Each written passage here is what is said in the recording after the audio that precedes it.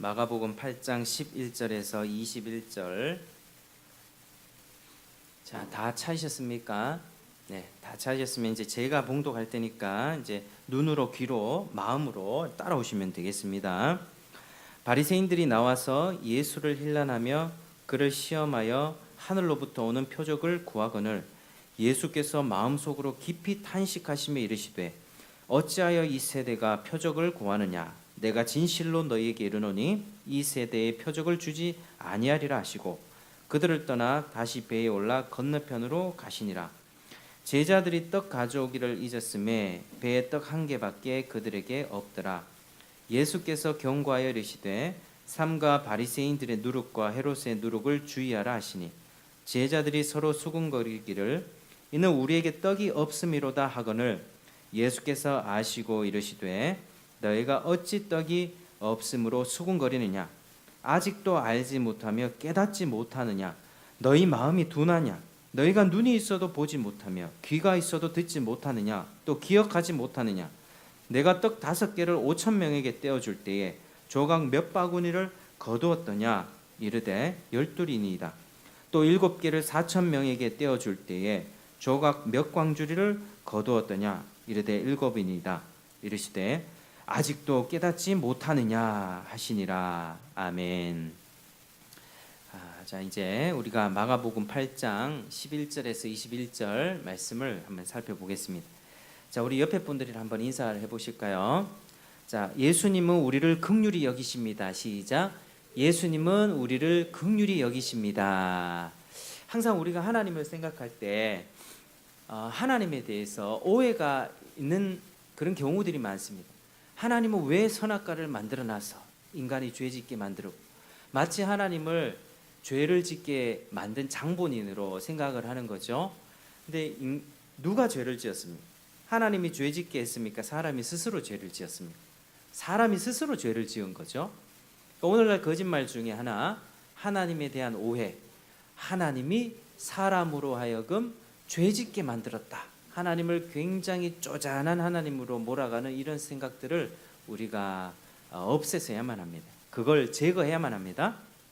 그래서 우리가 지난 시간까지도 살펴보았을 때 예수님은 늘 긍휼한 마음, 죄와 사망 가운데 거하고 고통받고 질병으로 정말 오랜 상처와 아픔으로 살아가는 그런 인생들을 우리 주님은 불쌍히 여기셨죠. 그리고 지난 시간에는 7병이어 7개의 떡과 2어마리의 생선으로 사람 몇천 명을 먹였습니까? 남자만 4천 명. 그러니까 이 남자만 4천 명이고요. 여자와 아이들까지 합치면 한 15,000명 이상 되는 그런 사람들을 우리 주님께서 먹여주셨어요. 왜요? 불쌍히 여기셨어. 그들에게 진리를 가르치시고 또 배고파서 3일간 먹을 것이 떨어져서 기진맥진한 그들에게 먹을 것을 베풀어 주셨습니다. 그래서 예수님은 다른 이유가 없으세요. 우리를 그저 불쌍히 여기시고 죄와 사망에 빠진 인간을 구원하시고 그들에게 참 자유를 주기를 원하십니다. 우리 주님은요, 인생살이의 죄와 고통과 아픔과 상처가 가득한 그런 영혼들이 오기만을 기다리고 계세요. 그런데 문제는 우리가 안 가는 거죠. 우리가 하나님이 어디 있어? 예수가 어디 있어? 그냥 정도껏 잘 먹고 잘 살면 되지 라고 생각하는 마음에 하나님께 나아가지 않기 때문에 은혜를 받지 못하는 것입니다. 하나님은 이렇게 사랑이 크신 분이고 예수님은 긍휼이 크신 분인데, 그런데 우리 예수님이 사역하실 때 보면 꼭 트집 잡는 그런 류의 사람들이 있었죠. 대표적으로 어떤 사람들이었습니까? 바자로 시작하는, 자, 따라 하시겠습니다. 바리새인입니다. 바리새인은요, 예수님을 항상 모함하고요, 대적했던 존재였습니다. 바리새인들은 그 대신 사람들에게는 존경을 받는 종교 지도자였어요. 민중들에게 존경을 받고 저 사람은 거룩한 사람들이야, 이런 칭찬을 받으면서요, 존경과 칭송을 받는 사람들이었지만 예수님을 보면서 늘 시기하고 질투했습니다. 사람들의 마음이 예수님께로 가는 것을 보면서 시기하고 분노하고 질투하고, 예수 저 사람이 뭔데 우리 자리를 빼앗느냐, 우리의 이름을 먹질 않느냐 이런 식으로 공격했던 것이죠. 그래서 안식일에 병자를 고치면요, 아니 안식일에 병자를 고치는 게 뭐가 문제가 됩니까? 38년간 병자 안전뱅이를 고치는 게 그게 하나님의 뜻 아닙니까? 그리고 12회를 12년간 혈류증으로 사람들과 기피하면서 격리된 생활 속에서 살아왔던 혈류증 여인을 고친 게 그게 잘못됐습니까? 잘못된 건 아니죠. 그런데 바리새인들은 늘 시비를 걸고 예수님을 모함했던 것입니다. 오늘 본문에서도요, 예수님을 공격합니다. 바리새인들이요, 어떻게 공격합니까? 11절 같이 한번 읽어볼까요? 11절, 자 시작. 바리새인들이 나와서 예수를 힐난하며 그를 시험하여 하늘로부터 오는 표적을 구하거늘. 아멘. 자, 힐난했다는 건 논쟁을 걸었다는 것입니다. 예수님께 논쟁을 걸고 그 다음에 시험했다는 거죠. 시험했다는 것입니다. 논쟁하여 넘어뜨리고 고소하려고 했다는 것입니다. 자, 뭘 달라고 했습니까? 하늘로부터 오는 표적을 구했다. 하늘로부터 오는 표적. 자, 우리가 이걸 생각했을 때 구약 성경을 좀 생각할 필요 있습니다. 구약 성경에 보면 하늘에서 내려졌던 표적들이 몇 가지가 있습니다. 대표적으로 모세, 이스라엘 지도자였던 모세가 어떤 일을 행했죠? 배가 고픈 그들에게 하늘에서 뭘 떨어뜨렸죠? 만나와 메추라기를 허락해 주셨습니다. 하나님의 능력으로 모세를 통하여서 하나님의 능력이 그렇게 임한 거죠. 하늘로부터 음식들이 떨어졌습니다. 지금도 하늘로부터 음식들이 떨어진다면 얼마나 좋겠습니까? 막 먹을 것이 떨어집니다. 행복한 일이겠죠. 또 어떤 일이 있었습니까? 가나안 정복 전쟁을 할 때 여호수아가 태양아 멈춰라 했으니까 태양이 멈춘 겁니다. 해가 시간이 멈췄던 것이죠. 그래서 그 태양이 멈춘 그때에 전쟁을 승리로 이끌 수가 있었습니다. 이런 일이 있었고요. 또 엘리야라고 하는 위대한 선지자가 있었는데 엘리야라고 하는 선지자가 어떤 일을 행했습니까? 이건 구약 성경을 좀 알아야 되는데요. 그래서 우리가 성경을 좀 많이 내용을 알고 있어야지 설교를 들을 때 좀 연결이 됩니다. 이 엘리야라고 하는 선지자는요, 하나님을 정말 사랑하고 열심히 믿는 선지자였습니다. 많은 사람들이 타락하고 하나님을 떠날 때 바알이라고 하는 우상 숭배를 할 때에 엘리야는 홀로 그 800명과 400명과 대결했던 선지자였습니다. 이 바알의 선지자 400명 앞에서 400대 1로 붙었죠. 근데 대결을 했습니다. 자, 각자 제단을 쌓고 하늘에서 불이 떨어지게 하자. 자기의 신한테 기도해서 불이 떨어지는 그 신이 진짜 신이다. 400대 1로 싸웠을 때 바알 선지자들은 온갖 난리를 칩니다. 하루 종일 반나절 넘게 춤을 추고 창으로 자기 칼로 자기 몸에 피를 내가면서 막 방방방방 뛰면서 마치 무당들 굿하듯이요. 그렇게 방방방방 그렇게 했을 때에 하늘에서 불이 떨어졌습니까? 그렇지 않았죠. 불이 떨어지지 않았습니다. 근데 엘리야는요, 그들을 보면서 조롱하며 봐라, 너희 신들이 어디가 있느냐? 너희 신들 가짜 신 아니냐? 자, 지금부터 보아라. 내가 진짜 하나님을 너에게 보여주겠다 해서 도랑에요, 제단의 나무 사이에 물을 가득히 채우고요. 물을 가득히 채우면 불이 떨어져도 불이 꺼질 것 아닙니까? 물을 가득히 채우고 그런 장작 사이에 물이 흥건하게 한 다음에 하나님 앞에 하나님이시여, 하나님이 진짜 하나님이라는 사실을 보여주시옵소서. 이스라엘의 하나님이 진짜 하나님이라는 사실을 능력 가운데 불을 내려 주시옵소서. 기도하자마자 불이 떨어져서 도랑에 물을 다 핥아버렸고 하나님의 능력이 드러나게 됐던 적이 있었습니다. 여러분 한번 따라 하시겠습니다. 하나님이 진짜 신입니다. 시작. 하나님이 진짜 신입니다. 구약 성경에는 이런 기적들이 많이 나오는데요, 우리 생각을 넘어서는 초자연적인 기적, 하늘에서 음식 떨어지고 또 태양이 멈추고 불이 떨어져서 제단이 불타는 일들이 있었습니다. 이게 뭐를 보여줍니까? 하나님이 진짜 하나님이다, 이 사실을 보여준 것이죠. 그래서 이스라엘 백성들은 엘리야를 통해서 하나님이 진짜 하나님이구나 이러면서 바알과 아세라를 쫓았던 우상 숭배자들을 모두 처단했던 그런 역사들이 있었습니다. 여러분, 그들은요 지금까지 그런 내용들을 알고 있었고요, 예수님을 보면서도 그런 기적을 구했습니다. 자, 모세와 여호수아와 엘리야처럼 하늘로부터 오는 그런 표적을 니도 보여봐라, 그러면 내가 믿겠다, 이렇게 얘기하는 것이죠. 그런데 바리새인들이 예수님께 그렇게 요청을 했던 것은 예수님이 진짜 예수님이 진짜 하나님의 아들인가 긴가민가 모르겠다 해서 그렇게 표적을 구한 게 아니라요, 예수님께 시비 거는 것입니다. 하늘로부터 표적을 내려봐라, 예수님을 시험하고 넘어지게 하기 위해서 요청했다는 것이죠. 예수를 넘어뜨리게 하기 위해서. 지금껏 마가복음 8장까지 오면서 예수님이 행하셨던 기적이 얼마나 많습니까? 죽은 사람도 살려냈고요, 야이로의 딸을 살려냈죠. 그리고 5,000명을 먹였죠. 4,000명을 먹였죠.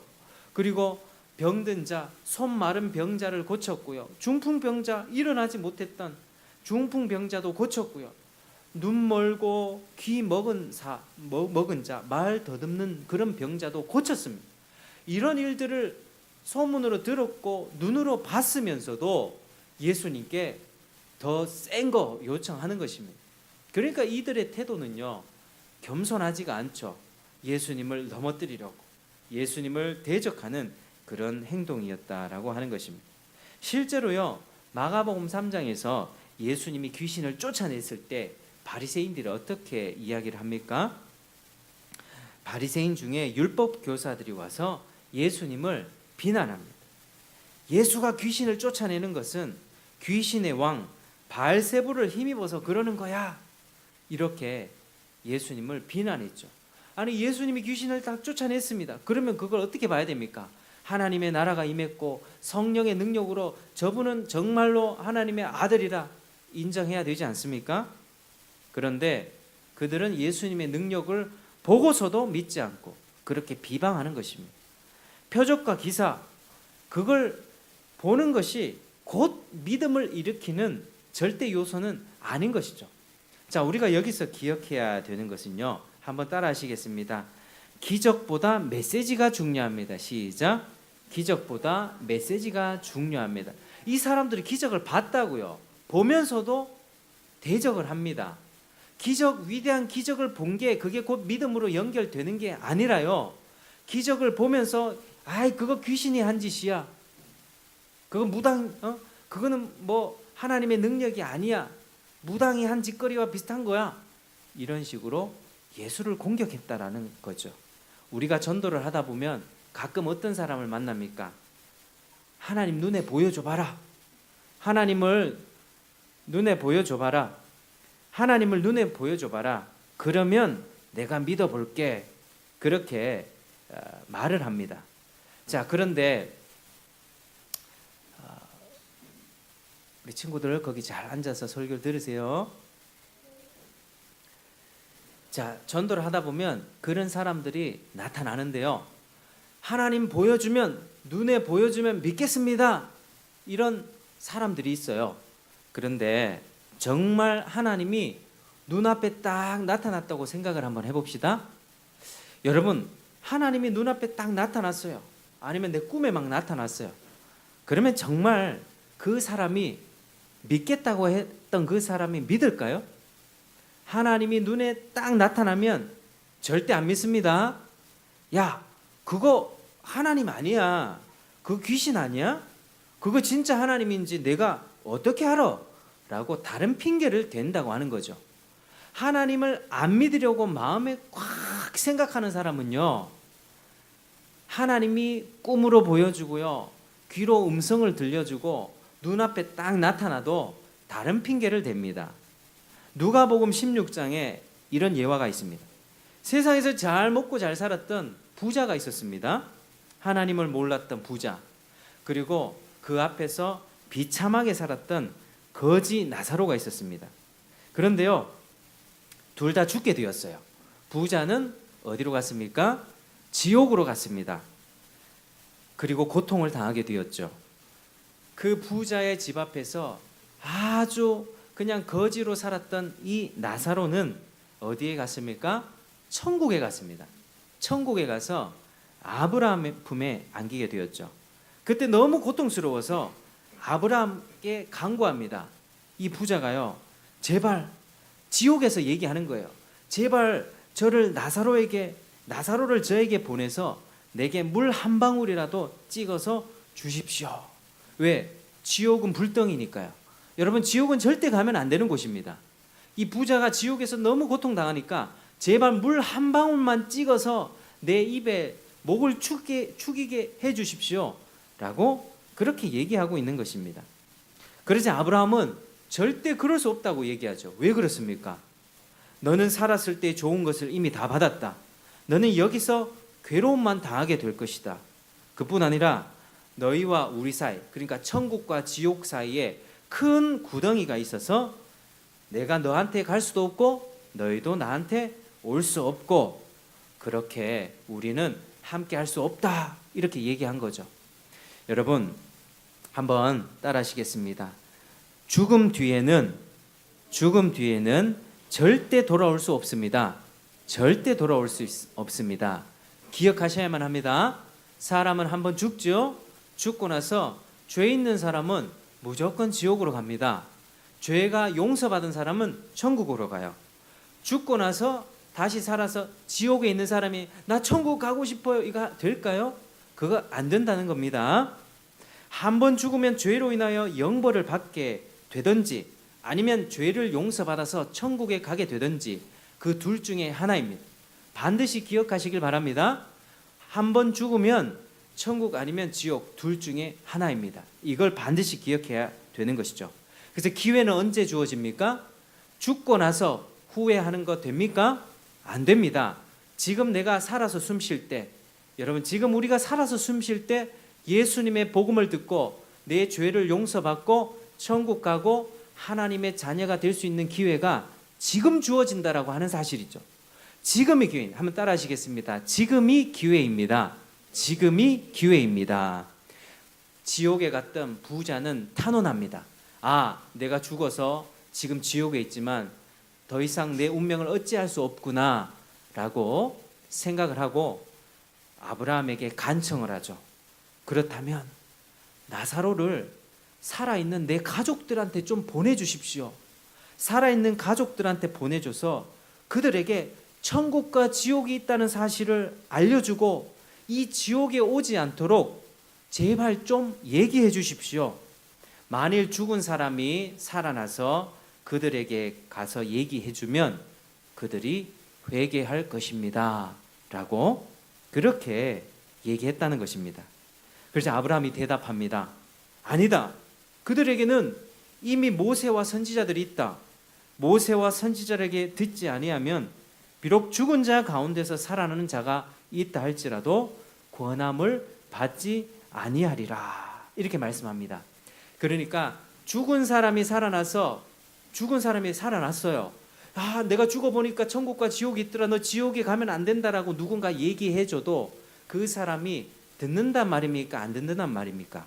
안 듣는단 말이에요. 그러니까 살아있는 지금 우리는 누구의 이야기를 들어야 됩니까? 하나님의 말씀. 하나님의 말씀을 선포하는 저 같은 목사와 전도사의 이런 설교들을 잘 들어야 된다라고 하는 사실이죠. 죽은 사람이 살아나서 야, 정말 지옥이 있더라, 천국이 있더라 암만 얘기해도요, 안 믿는 사람은 안 믿습니다. 그러나 지금 겸손한 마음으로 하나님의 말씀을 잘 듣는 사람은 지금 구원을 받게 되는 것입니다. 예수님은 이 예화를 통해서 뭘 얘기해 줍니까? 죽은 자가 살아나서 천국과 지옥을 증언한다 할지라도 안 믿을 사람은 여전히 안 믿는 완고한 상태에 있을 것이다. 중요한 것은 너희가 지금 살아있을 때 네 옆에 있는 예수 믿는 사람, 네 앞에 있는 그런 목사님, 너 앞에 있는 먼저 전도자의 이야기를 귀담아 들어라. 이 말씀을 우리 주님은 하고 있는 것입니다. 그러니까 여러분, 지금 이 설교 시간이 굉장히 중요한 것이죠. 왜냐하면 밖에서는 이 얘기를 들으려고 해야 들을 수가 없는 이야기입니다. 하나님의 말씀을 잘 들어야만 합니다. 돌아올 사람들은요, 회개할 사람들, 예수 믿을 사람들은 말씀을 듣고 깨닫고, 아, 내가 죄를 지었구나, 하나님 품에, 아버지 품에 돌아가야 되겠구나 라는 사실을 깨닫고 설교를 듣고 돌아오게 되는 것입니다. 따라 하시겠습니다. 기적보다 메시지가 중요합니다. 시작. 기적보다 메시지가 중요합니다. 지금 잘 들어야 합니다. 지금 잘 들어야 합니다. 그러니까 능력보다 말씀이 중요한 거죠. 능력을 베푸면 어떻겠습니까? 제가 지금 만약에 죽은 사람을 일으켰다고 생각해 보십시오. 죽은 사람을 일으키고 먹을 것이 없는데 하늘에서 음식을 막 떨어뜨려 줘요. 햄버거가 떨어지고요, 하늘에서 라면이 떨어지고 막 비싼 음식이 막 떨어집니다. 그러면 사람들이 어떨까요? 여러분들 어떨까요? 열광하지 않겠습니까? 아, 저 사람 쫓아가면 굶지 않겠다. 열광하고 흥분하고 기적이 일어나면 죽은 사람이 일어나요. 내 오랫동안 허리가 아파서 허리병, 고질병이 막 고쳐져요. 병이 고쳐지고 귀가 안 들렸는데 귀가 막 들리기 시작해요. 눈이 멀었는데 눈이 막 뜨기 시작해요. 어때요? 열광하지 않겠습니까? 막 열광하면서 우와 우와 합니다. 그런데 그 능력이 믿음으로 연결되는 것 아니라고 하는 사실이죠. 요즘에는요, 유튜브에 핫한 전도자가 있습니다. 저하고 이름이 똑같아요. 저도 박혁인데 박혁 전도자라고 하는 사람이 있습니다. 근데 그 사람은 영향력이 참 큰 사람이에요. 저랑 이름이 똑같기 때문에 쳐보면은 뭐 나옵니다. 저도 나오고요, 그 사람도 나오는데 귀신을 막 쫓아내요. 외국 가서 귀신을 막 쫓아내고 In the name of Jesus 막 이러면서 귀신을 막 쫓아내요. Get out 막 귀신을 쫓아내고요, 병든 사람이 막 일어납니다.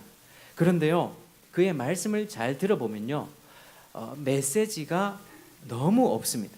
인간의 죄인됨을 고발하고 예수님의 십자가 대속을 높이며 희생과 대가 지불하라는 메시지는 없습니다. 귀신을 쫓아내고 병을 막 고쳐요. 근데 예수님이 어떤 분이고 어떻게 구원을 받는지 그런 내용들에 대한 설명이 없다라고 하는 사실이죠. 그래서 우리가 그런 부분들에 대해서 굉장히 경계를 해야 합니다. 모든 기적이 다 가짜라고 할 수는 없습니다. 그렇지만 기적에만 치중하고 막 나의 필요를 채워주며 내 병을 고쳐주고 내 물질적인 필요를 채워주는 이러한 내용들로 채워진 기독교는 매우 조심해야 되는 것이죠. 능력과 기적에 치중한 메시지는 결국 거듭나지 않은 껍데기 신자들만 모을 뿐입니다. 여러분, 복음의 역사는 어떤 역사입니까? 한번 따라 하시겠습니다. 복음의 역사는 나의 죄악된 생각과 탐욕된 마음이 깨어지는 역사입니다. 깨어지는 역사. 아, 내가 잘못 살았구나. 내가 하나님 앞에 죄인이구나. 이걸 깨닫고 예수님을 붙잡는 내 생각이 깨어지는 거예요. 마음이 깨어지는 게 그게 복음의 역사예요. 막 하늘에서 뭐 먹을 것이 떨어지고 병 고침 받고, 뭐 제가 예전에 집회를 가봤을 때 성령의 역사가 일어납니다 하면서 금리빨이 생긴대요. 금리빨. 아 해보라고 합니다. 금리빨이 생긴대요. 그게 성령의 역사라고 가르칩니다. 순간 어떤 생각이 드는지 아십니까? 성령의 역사로 금리빨이 많이 생기면 이 금 팔아가지고 내 돈 장사해도 되겠다, 이 생각 들더라고요. 도대체 금리빨 생기는 거하고 성령의 역사가 무슨 상관입니까? 또 어떤 일이 있었냐면 성령께서 나의 얼굴을 성형시켜 주십니다. 성형의 기름 부으심, 뭐 이런 이야기를 합니다. 기적을 일으키는 그런 단체들이 있어요. 내 코가 낮았어요. 여자들 코가 낮은 걸 별로 안 좋아하잖아요. 성령이여 내 코가 높아졌습니다. 성령이 임하니까 코가 높아졌대요. 성령이 임하니까 내 얼굴이 가림해졌대요. 얼굴 턱이 깎였대요. 요즘에 사람들이 그렇게 수술을 하잖아요. 쌍꺼풀 수술, 뭐 이게 수술도 아닙니다. 코도 높이고요, 턱도 깎고, 이마에 뭐 보톡스 놓고요, 온갖 얼굴을 예쁘게 돈 몇 천만 원 들어가면 수술하죠. 근데 성령께서 하나님이 역사하셔서 내 얼굴이 고쳐졌습니다, 이렇게 얘기를 하는 거예요. 그거 성령의 역사 아닙니다. 마귀의 장난입니다. 마귀 놀이터입니다. 그런 집회는. 하나님께서는요, 내가 비록 장애를 갖다 할지라도, 내가 키가 작고 외모가 볼품없다 할지라도, 내가 지금 허리가 꼬부러지고 다리가 불편한 불구의 상태가 있다 할지라도 내 모습 있는 그대로를 받아들이게 하는 것이 성령의 역사입니다. 그걸 정상인으로 되돌리고 키가 커지고 코가 높아지고 턱이 깎이는 그걸 가지고 성령의 역사라고 할 수는 없다고 하는 것이죠. 예수님이 그런 기적을 일으킨 것은 왜 그랬습니까? 하나님 나라의 능력을 조금 맛보게 해준 것입니다. 장차 들어갈 하나님 나라에 불구가 있겠습니까? 장애 있겠습니까? 눈물 있겠습니까? 죄와 사망, 슬픔, 아픔, 상처 있겠습니까? 없습니다. 장차 이루어질 하나님의 완전한 나라의 그 모습을 잠깐 보여준 거예요. 그 보여준 의미로서 병든 자도 고치고 귀신 쫓겨나게 해주고 먹을 것도 채워주는 하나님 나라에는 부족함이 없거든요. 풍성함밖에 없습니다. 부요함밖에 없어요. 부족함이 없고요. 눈물도 없고 상처도 없고 그 하나님 나라를 예수님이 보여줬다라고 하는 사실입니다. 그런데요, 예수님의 그런 기적에만 치중하면서 지금 또 그런 기적만 일으키고 그 기적만 쫓아가는 경향의 기독교는 가짜 기독교, 문제가 있는 기독교다라고 하는 사실이죠. 여러분, 능력만을 구하지 마시길 바랍니다. 기적만을 쫓지 마시길 바랍니다. 주님이 그리 아니하실지라도 내 죄를, 내 운명을 구원해 주시고 하나님의 자녀 삼으셔서 영원한 하나님 나라에 안전하게 보내주시는 그 하나님의 사랑을 받아들이시기를 축복합니다. 우리 주님은요, 그러한 마음으로 사역을 하셨습니다. 자, 바리새인들은요, 표적을 구하고 있어요. 능력 보여봐라. 하늘에서 능력 보여줘봐라. 이런 식으로 예수님께 따지고 예수님을 넘어뜨리려고 그렇게 하고 있는 것이죠. 근데 예수님은 그들의 마음을 보면서 도무지 마음이 괴롭고 또 마음이 아프고 탄식하는 마음들이 올라올 수밖에 없었습니다. 자, 12절을 같이 한번 읽겠습니다. 12절, 자, 시작. 예수께서 마음속으로 깊이 탄식하시며 이르시되 어찌하여 이 세대가 표적을 구하느냐? 내가 진실로 너희에게 이르노니 이 세대에 표적을 주지 아니하리라 하시고. 아멘. 예수님이 깊이 탄식하셨죠. 다른 본문에 보면요, 이 악하고 음란한 세대들이 표적을 구하지만 요나의 표적밖에는 보여줄 것이 없다. 요나의 표적은 뭡니까? 요나가 물고기 뱃속에서 며칠 있었죠? 3일 동안 있다가 다시 살아났습니다. 예수님이 자신이 죽었다가 3일 만에 살아나실 것을 얘기하는 것입니다. 예수님이 보여줄 가장 중요한 표적이 뭐라고요? 예수님 자신의 죽음과 부활입니다. 한번 따라 하시겠습니다. 가장 위대한 표적은 예수님의 죽음과 부활입니다. 예수님의 죽음과 부활입니다. 예수님의 죽음과 부활이 가장 능력입니다. 예수님이 인간이 되셔서 우리 죄를 대신하여 십자가에 죽으시고 3일 만에 살아나신 이 능력, 이게 제일 큰 표적이라고요. 먹을 것 채워주고 입을 거 주고 병 고쳐주고, 그거는 부수적인 것입니다. 여러분, 바리새인들은요, 마음이 정말 완고합니다. 예수님을 보고서도, 눈앞에 보고서도 보질 못합니다. 듣고서도 듣질 못해요. 대적합니다. 예수님을 넘어뜨리러 가고 있어요. 그런데 바리새인들의 모습은요, 거듭나지 않은 사람들의 모습과 똑같습니다. 여러분의 마음은 어떻습니까? 사람의 본성이 얼마나 완악합니까? 여러분, 예수님을 정말 믿습니까? 예수님을 수없이 듣지 않았습니까? 예수님에 대한 이야기, 하나님의 살아계심과 예수님의 심판, 이런 이야기를 전할 때 어떻게 반응하십니까? 정말 그게 내 마음에 와닿아서 정말 맞아, 내가 예수님을 잘 믿고 하나님의 자녀로서 내가 살아갈 거야, 이런 마음이 됩니까? 뭐가 예수가 있겠어? 뭐가 하나님이 있겠어? 이런 식으로 받아들이지 않습니까? 그게 오늘날 우리 시대의 사람들의 마음이라고요. 완고한 마음입니다. 완고한 마음. 얼마나 사탄한테 묶여서 매여서 예수를 대적합니까? 그래서 사람은요, 자기 스스로 절대 예수 못 믿습니다. 한번 따라 하시겠습니다. 사람은 스스로 예수를 못 믿습니다. 못 믿습니다. 성령께서 깨뜨려 줘야만 합니다. 그 완고한 마음을요, 돌같이 완고한 마음을 다이너마이트로 터뜨려 주듯이 주님께서 성령의 역사로 깨어져야만 내 마음이 열리고 복음을 받아들이게 되는 것입니다. 사람들은요, 하나님에 대해서 얘기하면 차라리 하나님 없었으면 좋겠다 얘기합니다. 왜 하나님의 심판 얘기해서 날 불편하게 만드느냐 이렇게 얘기한다고요. 왜요? 자기 마음대로 사는 게 편하니까요. 내 마음대로 죄 짓고 내 마음대로 내 가치관대로 난 잘 살고 있다고 생각하는데 왜 하나님 얘기를 해서 날 불편하게 만드냐 이렇게 얘기를 한다니까요. 그러니까 마음이 얼마나 완고합니까? 진리를 얘기해주고 진실을 얘기해줘도 그거에 대해서 생각을 해보고 마음을 바꿀 줄 알아야지. 아니 나는 그대로 내 갈 길 갈 거야.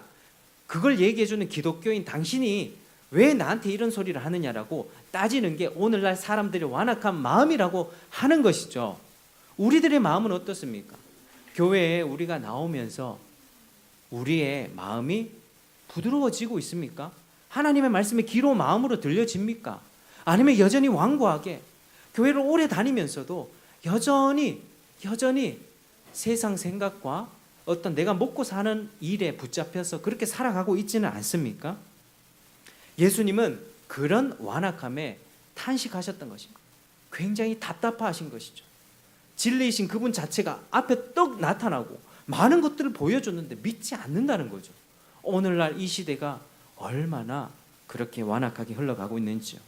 그래서 예수님은 그들에게 더 이상 것을 보여주지 않으시고, 자 13절 같이 읽겠습니다. 시작.